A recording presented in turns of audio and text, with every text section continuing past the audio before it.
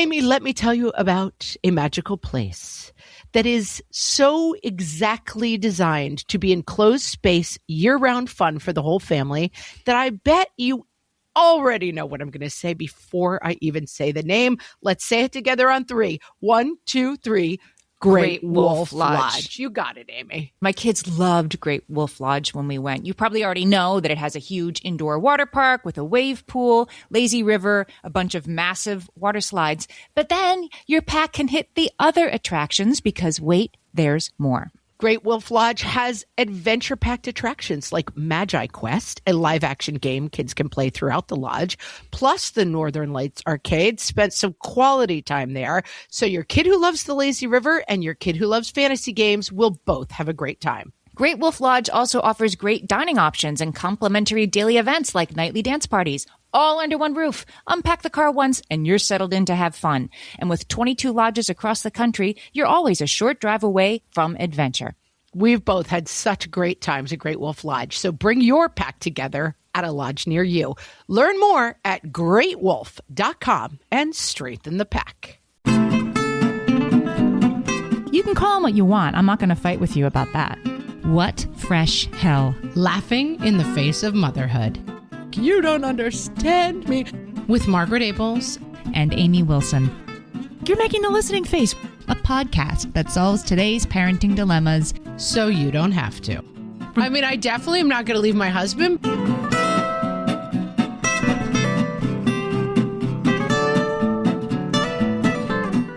Hello, everyone, and welcome to this episode of What Fresh Hell, Laughing in the Face of Motherhood. This is Margaret. And this is Amy. And this week we're talking about how to stop having the same fight.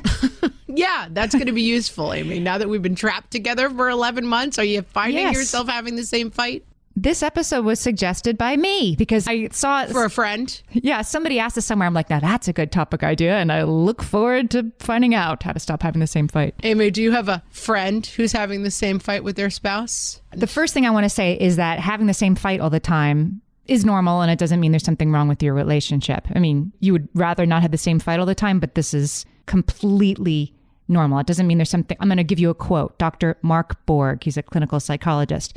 Sometimes the fact that important issues come up again and again means less about something being wrong with a couple and more about giving whatever the underlying issues that trigger and drive the fights are its due. Amy, 2 things. First, that's very true.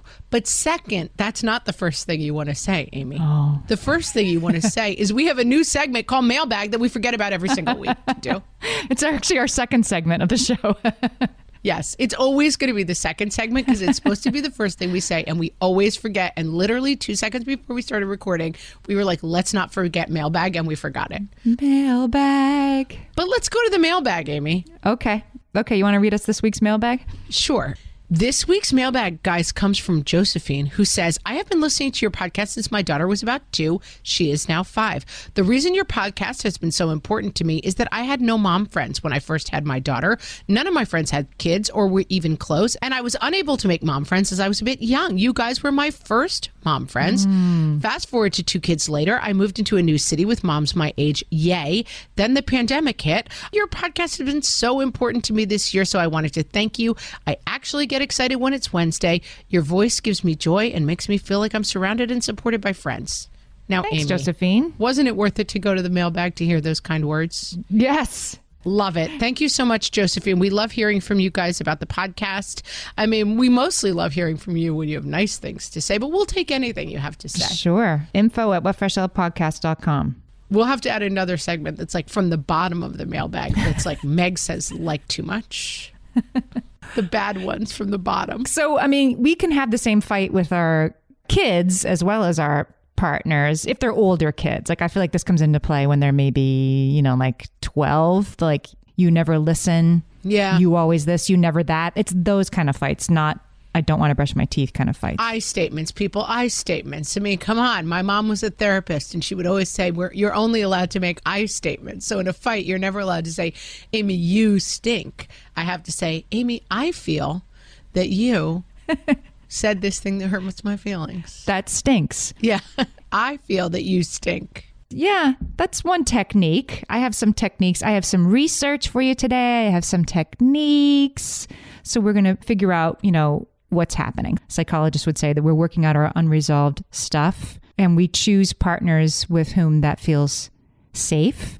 Okay. In other words, like we have a tendency to seek out repetition. Like our brain's like, this is familiar when you start dating somebody. Like, oh, this is familiar to me in these certain ways. And I'm going to get to have another go at this and I'm going to fix it this time. And let me spend the rest of my life with you so I can have the same fight. I have often heard people say, I believe this is anecdotal, but possibly correct, that your spouse generally represents your unresolved issue with your opposite sex parent if you are in an opposite sex relationship. Basically the idea that like women marry men like their fathers. Yeah. And that men marry women like their mothers. Not always true.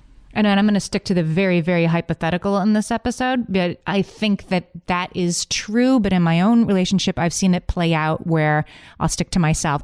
I will have a conflict with my spouse in the ways that I perceive him to be 15% like the fight I used to have with my dad. You know what I mean? Like you go all the way, like you are like this, like, he's a little bit like this. You perceive him as being like this, but I chase that particular fight.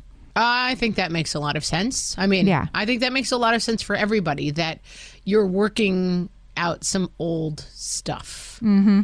I often have the fight with my spouse, which is, I love you very much and I married you because of all of these great qualities, but I want to now fight with you for not being an exact opposite version of the person I married. Like, let me help you to be further the person you are not and never will be? Yeah, like we definitely have fights sometimes where my husband's like, have we met? I am never going to be that person, where like my husband is incredibly even-tempered. I mean, I've almost never met anyone in my life who is as even-tempered as he is. And I don't think it's not like he's holding stuff down and like, just putting the baggage in the back of his closet. Like he's just a very even-tempered dude. Yeah. Similar to my own father, who was smooth sailing, also very even-tempered. And sometimes I long for him when I feel that myself or one of my cubs has been wronged. I'm like, you need to go punch that person in the face. And he's just like, have we met? That's not my person. That's not going to happen, And I am amazed how often I find that and the thing is, I like the way he is, but I also want him to be 6 other people at the same time. Have you watched Ted Lasso on Apple TV? Did we watch the first 2 episodes last night? It's really cute, right? I really enjoy it. I haven't gotten into it yet. Everyone says it's amazing. I'm 2 episodes in and I'm kind of mad on it, but it's light. I mean, it's light and it's easy. And Ted Lasso, Jason Sudeikis plays Ted Lasso, who's a sort of happy-go-lucky guy to a fault. And the reason I bring it up is that he's having issues in his marriage, that his wife is like, you're such a nice guy and you're so positive all the time. And I just can't stand it anymore. Like, I can't be married to you. And as I'm sitting there watching it, I'm like, who would want to be married to Ted Lasso? Like, you'd never fight. He's the nicest guy. He'd always, give you his coat when it's raining. Like, they set up throughout the show that he's the kind of guy who's deeply, deeply kind to every single person that he meets. And his wife is like, yeah, I can't take it anymore. I have to get out of here. I mean, I definitely am not going to leave my husband, but I get it. I think that the deeply kind thing is, I've been working on a project in another realm of my life. And my thesis statement for this project is, you can have anything. This project can be anything, but it can't be everything. And that's marriage too, right? You can marry any type of person, but you can't marry every type of person. So like my, bartender Irish hothead boyfriend who was, maybe dealing drugs on the side, I didn't want to marry him for a lot of reasons, but I liked that he would like punch anyone in the face who looked wrongly at me. But I can't have that person and also be married to the super kind person I'm married to. You can't have it all. That's right. But sometimes it's fun to fight about. Can we talk about, I have 3 dynamics for you that are usually in play when we fight. See if these sound familiar to you. Sure. These are Esther Perel's. She's a therapist, and some of these we've actually talked about in the show before. So when we fight, there's usually confirmation bias at play. Oh, evidence gathering. It's my favorite, Amy. It's one of my favorite pastimes. You gather evidence that reinforces your own beliefs, and you can easily disregard the evidence that challenges them. Now, keep in mind, your partner is doing the same thing, right? While you're gathering evidence so are they. She says a confirmation bias gives you an order to your feelings. We'd often rather have a bad order than no order. So it's a story we tell ourselves that our feelings make sense. I'm having a bad day, so it must be that my partner doesn't care about me because he never picks his clothes up off the floor. Yeah, and we talk about this all the time. Be careful of your story. This is your story. My husband is an idiot and I am put upon. And so when you think that, that's what you're going to see in every interaction. Yes. And so conversely, my wife is crazy and cares about things that don't matter is what your husband is maybe filling in, in his story. Yes, you're both convinced and only one person can be right, and that's yourself, and that the person sitting next to you with a completely different point of view, completely different set of experiences has to be wrong as opposed to just different. Yes. I like to play something called mind reading. This is when I'm mad about something and then I act it out and the person has to guess, like in a game of emotional charades. So then I also get to be mad that they can't guess what it is that I'm mad about. That sounds like a fun game for just you. Then you can be mad about two things instead of one. Yes. I'm calling myself out this episode. That's something I do. No, you absolutely should. And I'm also big on that. The way I will say my husband and I are in the longest and most stable relationship of my life. And also, he's the person I've spent the most time with. And it has been a bit of a revelation to me. I dated a lot and then I got married to my husband and then we moved in together. So, I really never had the experience of living with another dude. And I'm just constantly shocked by the lack of racing mind, I fill in 8 million gaps and he's just like, huh? Oh no, I'm just mad because I dropped something earlier this morning. And I have filled in an entire emotional life that just does not exist at all. All the time. I'm always doing that. Well, he must be thinking this and then he did this, so that must mean this. And it's like, oh no. When they say if you could go back and tell your younger self one piece of advice, I often think that my advice would be, the secondary agenda that you are layering on to other people's behavior does not exist at all. That would have saved me a lot of time. Just because you feel something to be true doesn't mean that it's a fact, but it feels true. And the internal machinations that I grant to other people, they did this because they this, and because they think of me this, and because blah, blah, blah. No, they did that because they lost a $20 bill this morning and they're upset about it. You have no idea the internal machinations of another person's mind, and they often have very, very little to do with you.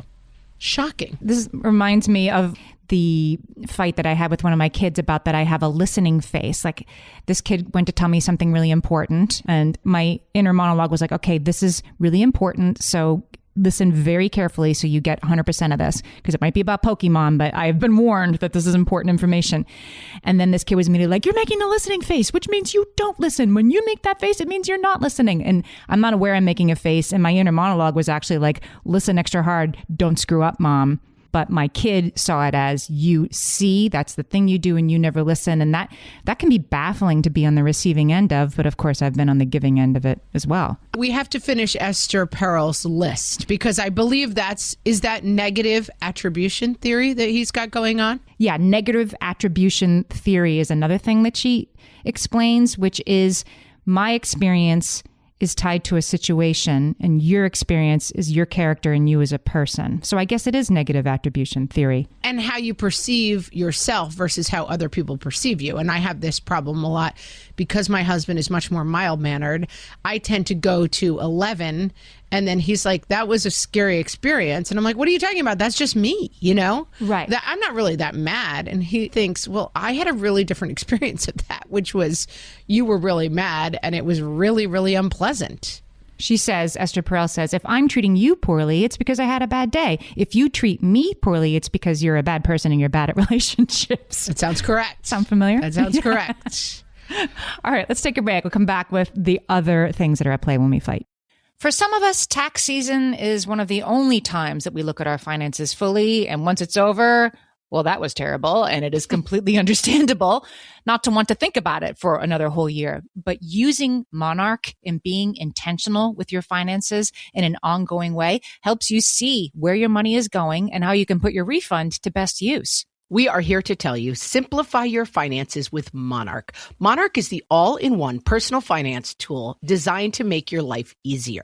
It brings your entire financial life, budgeting, accounts, and investments, net worth, and future planning together in one dashboard on your phone or laptop. Feel aware and in control of your finances this tax season and get 50% off your Monarch subscription with code FRESH. As you know, my husband and I are preparing to send, 3 kids off to college, and I cannot tell you how helpful Monarch has been in showing us our full financial picture, helping us to track our spending and reach important savings milestones. Our weekly meeting, Amy, it's now run by Monarch. Love it. Achieve your financial goals for good with Monarch, the all-in-one tool that makes money management simple. Use code FRESH at monarch.com for half off your first year. That's 50% off at monarch.com, code FRESH.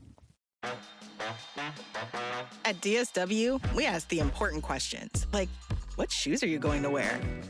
Whether you're prepping for wedding season, festival season, or just planning the ultimate vacay, the right shoes can make or break an RSVP. So own the moment. You've got big plans, and we've got just the shoes. At the perfect price, of course.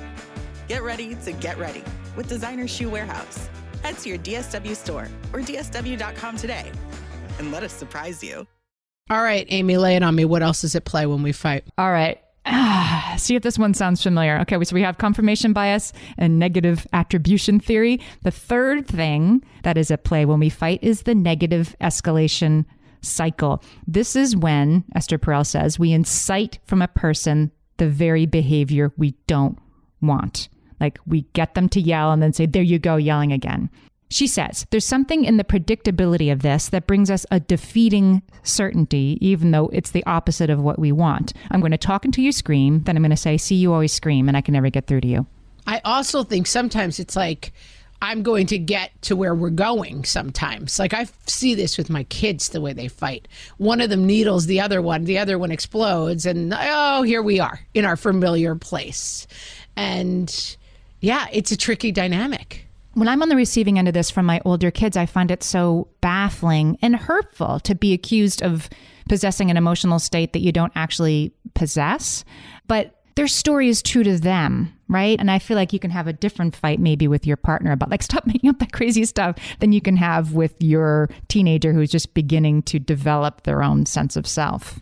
Well, and that's a huge thing that is different between partner fights and child fights, that your child fundamentally, even your child who's 25, perceives the world as I am a free radical and everyone else is a stationary object, you know, that they see themselves as having the classic thing of like, I have all of these needs and wants and this rich emotional life, and I've had this kind of day and that kind of thing, but that mom and dad are constants in this universe. They don't realize that you're also a free radical, that you're also having bad days and difficulties, and that they just see you as like the wall that they're bouncing off. They don't see you as, I mean, it always shocks me how old I was when I started realizing that, like, my mom said something at some point, like, that was a huge disappointment in my life. And I mean, I'm going to say I was in my 20s and I gasped like, oh my God, my mom has disappointments. Like, it's amazing how much you can think of your parent as this inanimate object. Yes. They don't get affected by life. They are mom.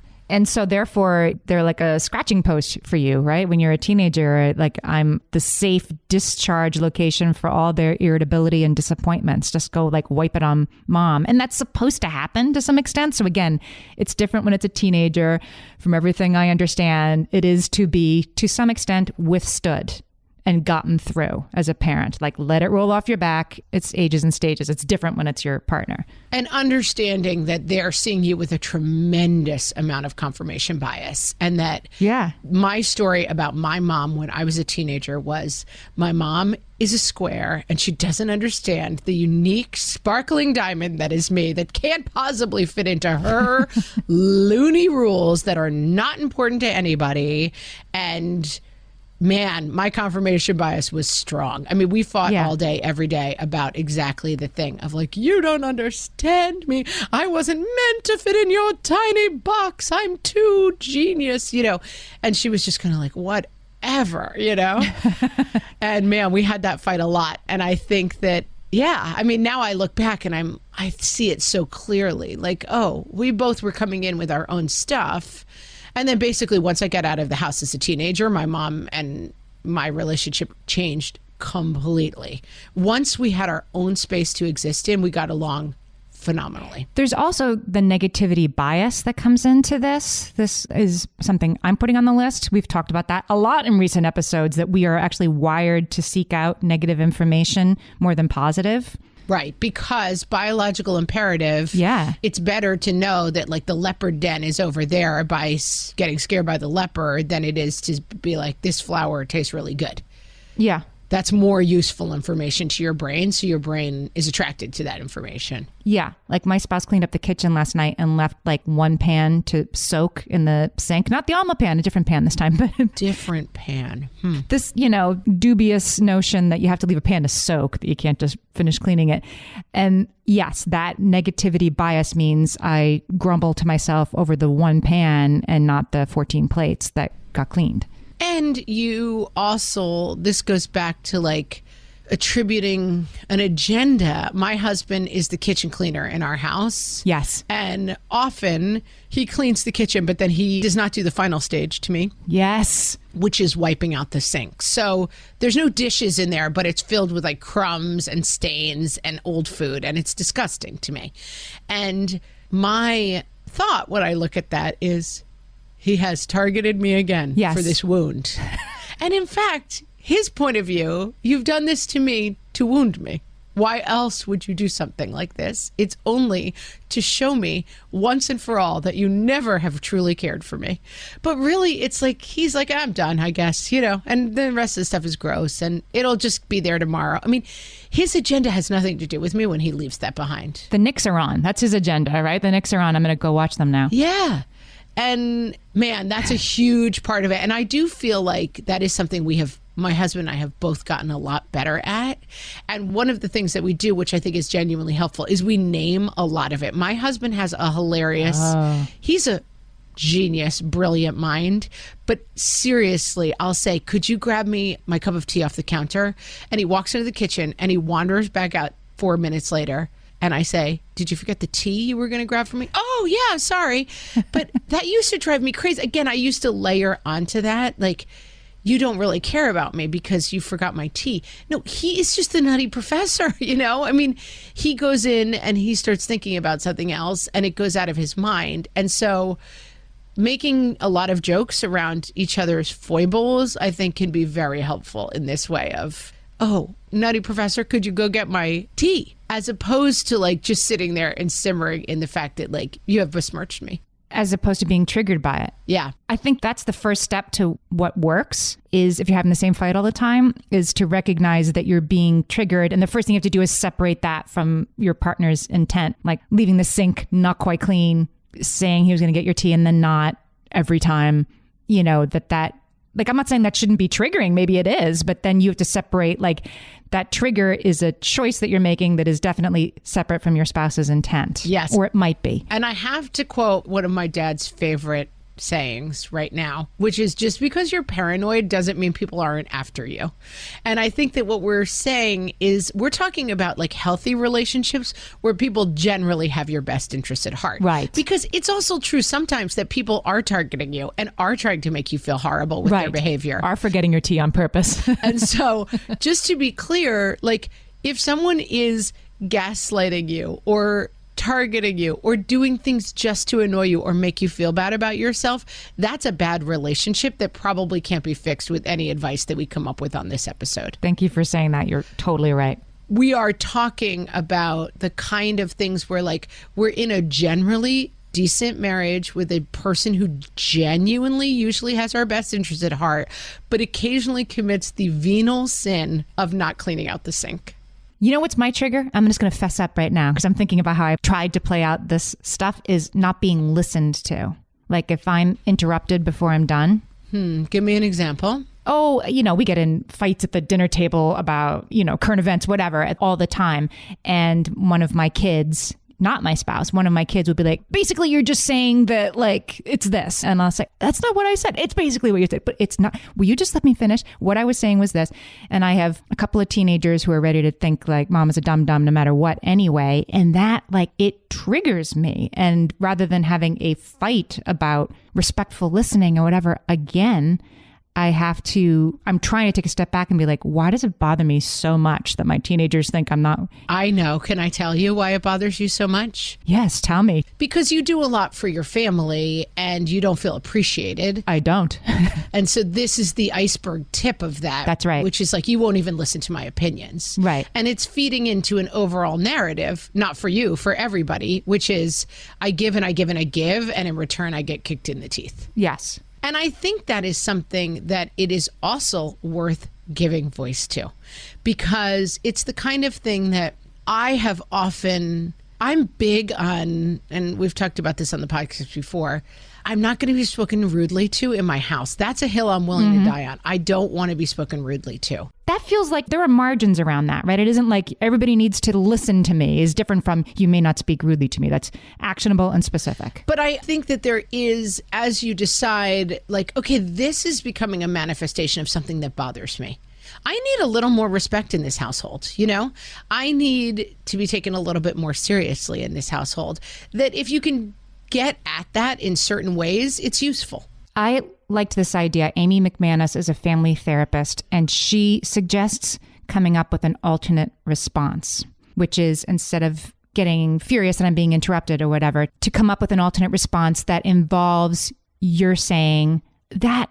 I probably wouldn't say I'm being triggered to my teenagers, because that, like, the eye rolls that would ensue. Like, oh yeah, they would be triggered by you using the word trigger. Probably wouldn't use it. They would be triggered by the word triggered. But she says, tell your partner or whoever you're fighting with that you're triggered, and then own your feelings rather than blame them, that you will change the dynamic. If you can say, okay, this is on me, but I just get this feeling that I'm never listened to when this happens. And I feel this way. It's back to that I statement stuff. But I do think you're more likely to get at least neutral response if you don't lead with, why do you always do this? Yes. And I think that it's very useful to think to yourself in these situations, number one, why is this triggering me? Yeah, why? Exactly. And then number two, very importantly, can this change? And it's possible that with two teenage boys, it's not changeable right now. Right. You know what I'm saying? And I think in general, my mom was a family therapist, and she would always say this to me, and it's such touchstone advice that I come back to again and again. Only address behavior that you genuinely believe can change. That's going back to the fight I have with my spouse. If I'm fighting with him that, like, you need to be my ex-boyfriend Irish bartender guy, that is never going to change. Why are we having that fight? It's on me to start accepting that behavior. Ted Lasso is Ted Lasso. Yeah, Ted Lasso is Ted Lasso. And as my Aunt Terry likes to say, you can't get pizza from a Chinese restaurant. So why'd I marry a pizza guy, right? Right. But you did. So, like, now you got to figure out, like, do you like your pizza guy or do you not? Yeah. Because you're never getting Chinese food from that restaurant. And I think that this is such, like, old lady advice, but that wrestling against life can be everything, and wrestling against life can be anything, and coming into the comfort of life is your thing. You've made some choices and now you're in that space. It's just very freeing. It stops a lot of this crazy fighting. I have found that getting curious about the trigger and why it triggers me, so to speak, also lessens its power. Like when I feel like I'm being interrupted and nobody's listening to me, and if I can take a moment to say, like, wow, I really don't like that. And why does that bother me so much more than it might bother other people? Like, what is that about? And getting curious about that, it cuts its intensity in half, because I'm really not sure exactly. That's actually an interesting question to me. Why am me? And can think about that. And it makes me less angry about it all of a sudden. Yeah. And then what are the absolutes that are involved in that? What is changeable? Right. It doesn't mean I live with it and just, let everybody treat me like a doormat. But why, my teenager interrupted me once, I make the same thing as being treated as a doormat always. That's not true. That's a story I'm telling myself. And the way to turn that reality around is at least half in my own head, I'm realizing. That's right.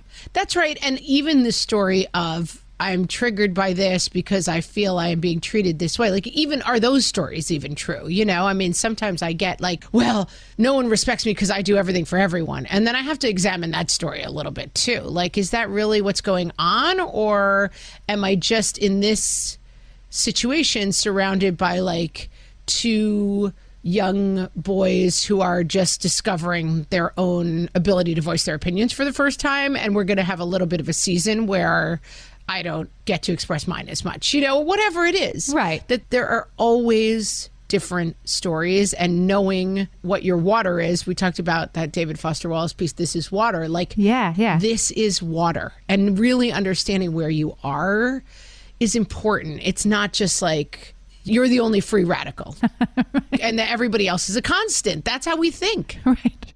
This isn't the Truman Show. Right. We're all having our own stories. Right. This wasn't designed to affect you. The Truman Show, Amy, I hate to tell you this, is an oldie Lux alert. Back in my day. Oh, darn it. But guys, if you haven't seen it, such a good movie. All right, we'll be right back.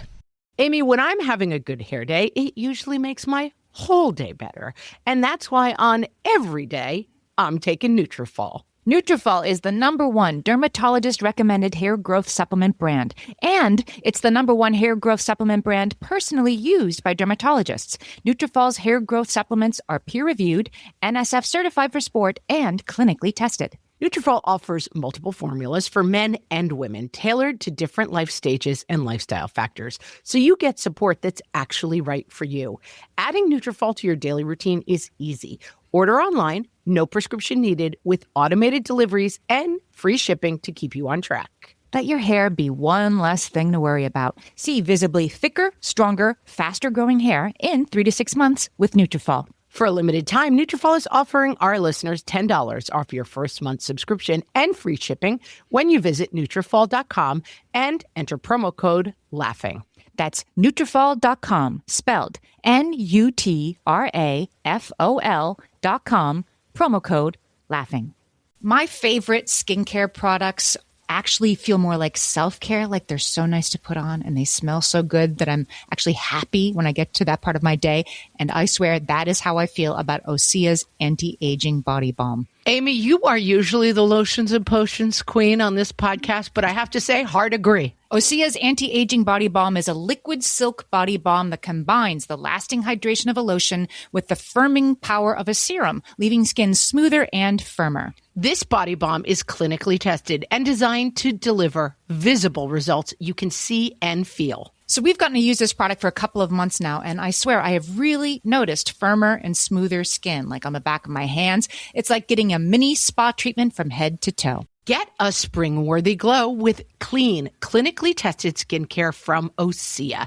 And right now, we have a special discount just for our listeners. Get 10% off your first order site-wide with code FRESH at OseaMalibu.com. That's 10% off your first order with code FRESH at OSEAMalibu.com.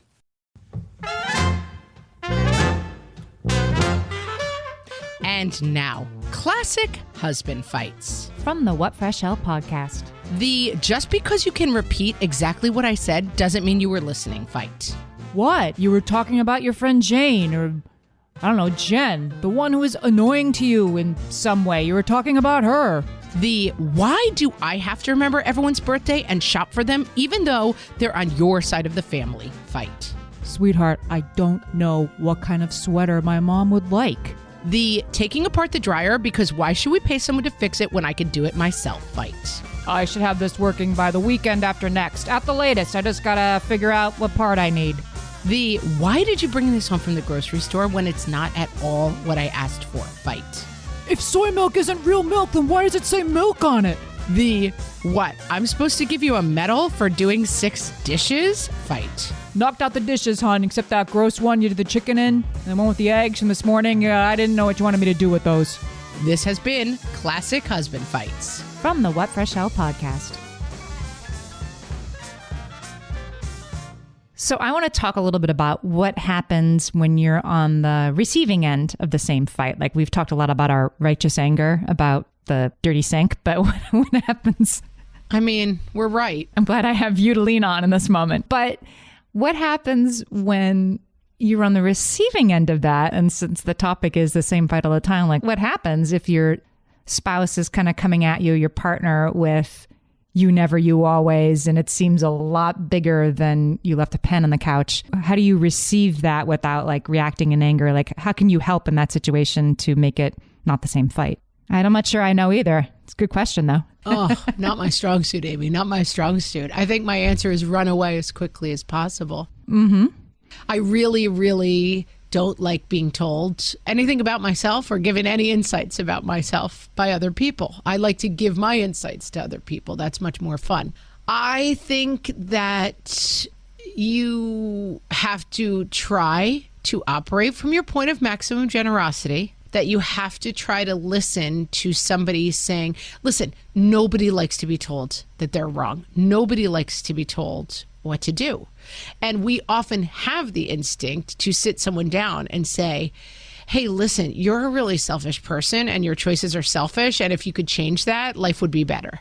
But nobody wants to hear that. Nobody wants to be told that they're wrong. Nobody enjoys it. And so how do you make effective change? And I think that the way you do it is by addressing behavior.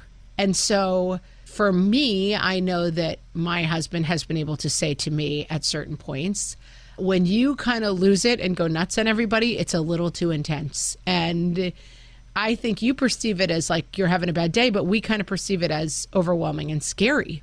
And so I have tried to be better at saying to my husband and my kids, one of those days, guys, not doing great over here. Let's give each other some distance today and let's not fall into stupid traps where I'm just angry at everyone and blowing up. And then when I do blow up, saying to people, hey, I'm really sorry for yelling too much. You guys really scared me when you were playing in that dangerous way, you know, and I overreacted and I'm sorry that I yelled, but please be more careful. And kind of giving voice to it. Is that good? I think that's good. It's something that occurred to me while you were talking. Eckhart Tolle, have you ever read any of his books? I would have said his name was Eckhart Tolle. Sometimes people call him Tolle. You can call him what you want. I'm not going to fight with you about that. I'm going to fight with you. This is it. This is where the podcast ends. The pronunciation of this person's name. Do not even know this person's gender. I believe it's a male. Yes. He wrote a book called A New Earth, and I'm listening to the book right now on Audible. And then I'm also listening to this podcast where Oprah Winfrey and he like walk through each chapter of the book. It's heavy stuff and it's life-changing. Okay, I would have said that Eckhart Tolle, as I know him, was dead like 100 years. I had no idea he was a modern person. No, he's got a weirdly youthful face. He just recently, I was looking at a YouTube video he did last year. I'm like, are you 12 or 112? I can't tell. Who saw the deep dive on Eckhart, however you pronounce his last name, on this podcast? All right, go ahead. Yes. Let's agree to disagree. So he talks about the pain body, and the pain body in this, you know, a large sense is just, you know, everything bad that ever happened to you in your whole life that you sort of carry around with you, and it's always looking for a way to get out. And you can't argue, he would say, with somebody who's in pain body. The pain body like draws energy from conflict. So if somebody's, you know, if your partner comes to you like, you never listen to me, like, and they're having one of those days and you're on the receiving end of that, it's an opportunity. Again, let me preface, I'm not saying if you're in an unsafe situation, get out of an unsafe situation, right? I'm saying like, you're in a safe situation, but your really, really cranky spouse is giving you a hard time about absolutely nothing. It's their pain body. It's really about something else. And he says, if you can get curious, whether it's yourself or the other person, about like, wow, like, where is this coming from? Because it isn't about the pen on the couch. So where is this coming from? Like, why is this so important to them? And observe it rather than get drawn into conflict with it, that you will get to like a peaceful situation much more quickly. And that has helped me a lot to recognize in myself and somebody else, like, wow, I'm overreacting. There it is. There's the pain body. I'm really out to play today. For what reason? Maybe I don't even know. But you can explore that and understand that it's probably not the other person's fault that you are 10 out of 10 mad about something kind of stupid. Right before we got married, I said 75% of the time, if I'm yelling at you, I need a snack or a nap. I'm like a toddler. Yeah. And so just remember that. And that we have had fights where he's like, let's just grab something to eat. Let's get you to bed. Like, he really does remember that, you know, we talk about this with toddlers, right? Like, you look for their cues. Yes. And usually with a kid who's on a very regulated schedule with eating and sleeping, you can often say like, oh, they're throwing that train at my face because they need a snack or a nap. Yeah. And I think that you don't layer onto a toddler like they threw that train at my face because they hate me. No, they need a snack or a nap. They're in the moment. Right. And I think that that can be a helpful, listen, if someone's throwing a train at your face as an adult, it's time to leave. But if you tease out the metaphor a little bit, that sometimes you can see, oh, this, and people cannot abuse you for any reason. People are not allowed to dump their nonsense on you.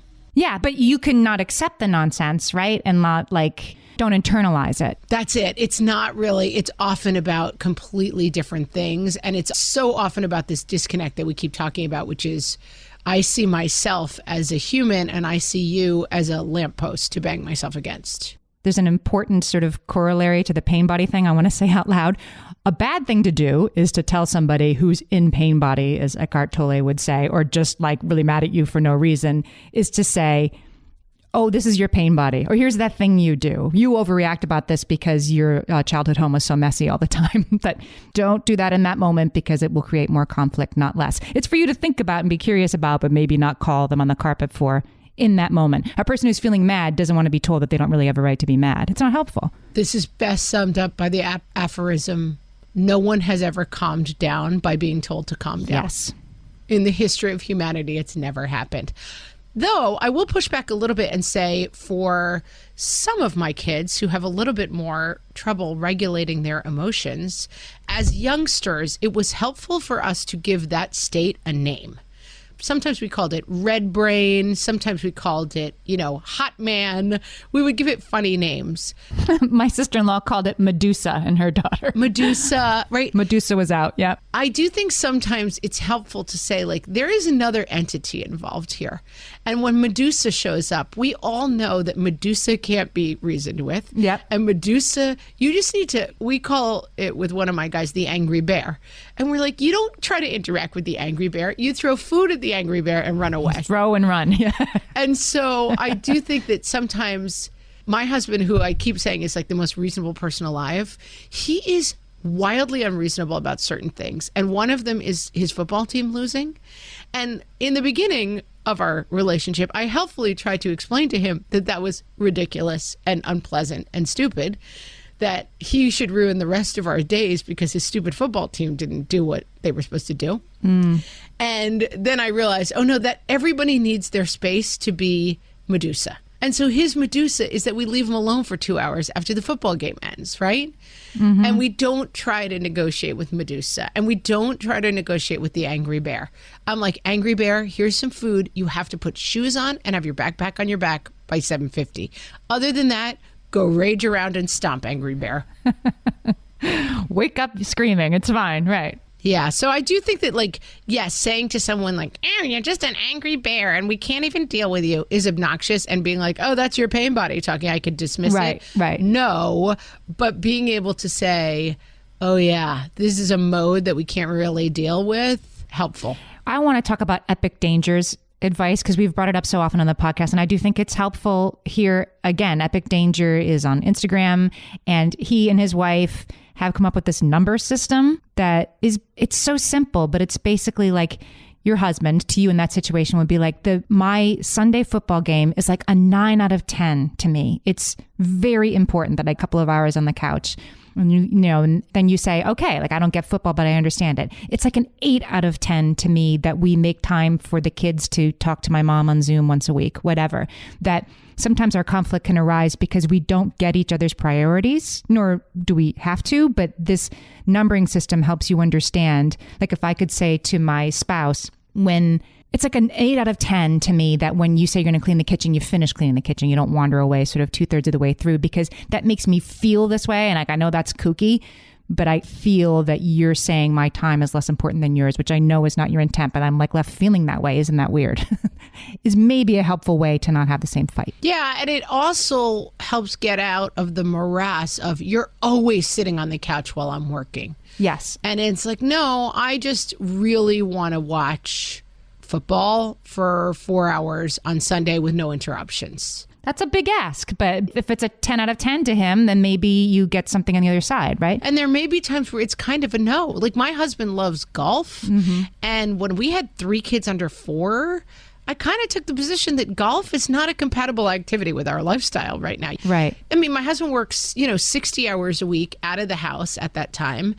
And then he's home for 2 days, Saturday and Sunday. And one of those days, you're going to spend 10 hours playing golf? I don't see it. I'm sorry. That doesn't work for me. Yeah. I mean, if he had sat me down and said, listen, my job is really stressing me out and this is the only way I can relax, I would have maybe made an accommodation for it. But he was willing to say, it's a long life and I could play a lot of golf when the kids are in college and I don't have to play it right now. Yeah. But those are the kind of conversations I think that sometimes we just skip the breakdown and we go right to, you don't even care about your family because you work all week and then you want to play golf on the weekends. Yeah. And if you break it down, or it becomes, oh my God, life is such a drag. My nagging wife doesn't want me to play golf, the one thing I enjoy.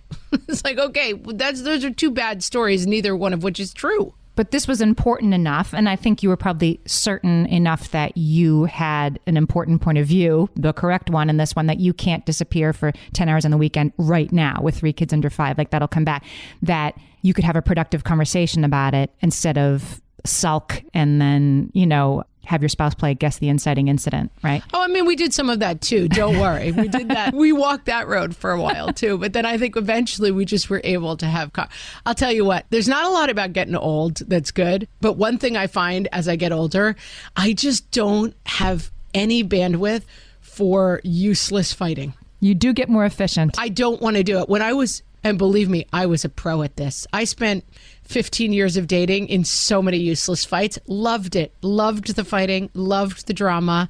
I could throw things on a good day. I was really into it. And now I just feel like I have a busy, fulfilling life full of many interesting activities.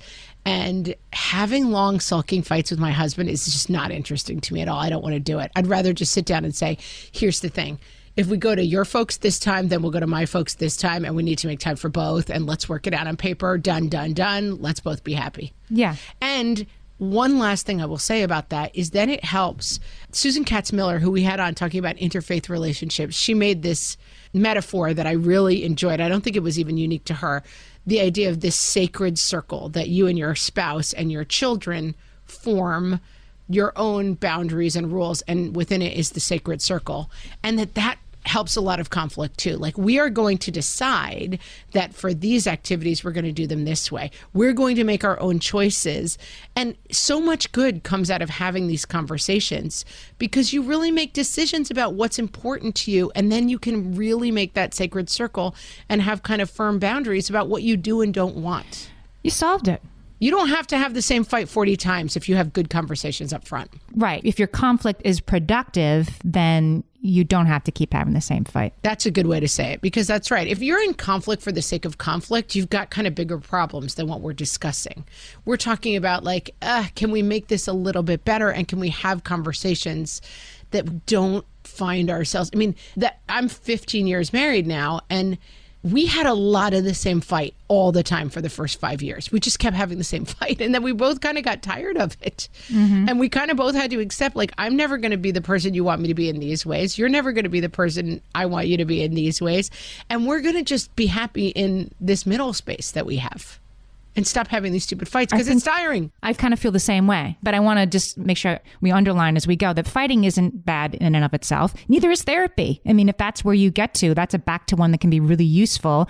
And what you're moving towards is more productive conflict. Absolutely. And I don't mean to say that 15 years in, my husband and I now like sit side by side, like eating bonbons and being like, yes, darling, I love you. You know, I mean, we still fight, but I do think that we've gotten better about saying the kind of really, I don't mind fighting about, you know, hey, you dropped the ball in this thing and it meant a lot to me and it hurt my feelings. And those fights are fine.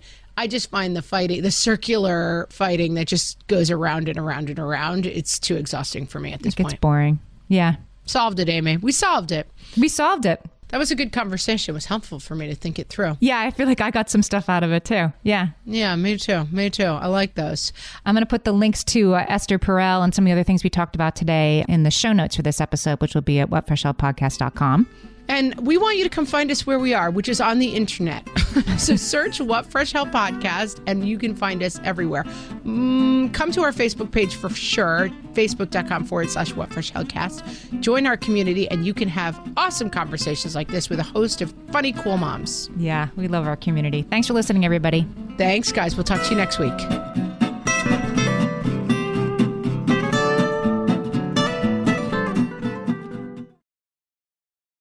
Close your eyes. Listen to Monday.com. Feel the sensation of an AI work platform. So flexible and intuitive, it feels like it was built just for you. Now open your eyes, go to Monday.com, start for free, and finally breathe.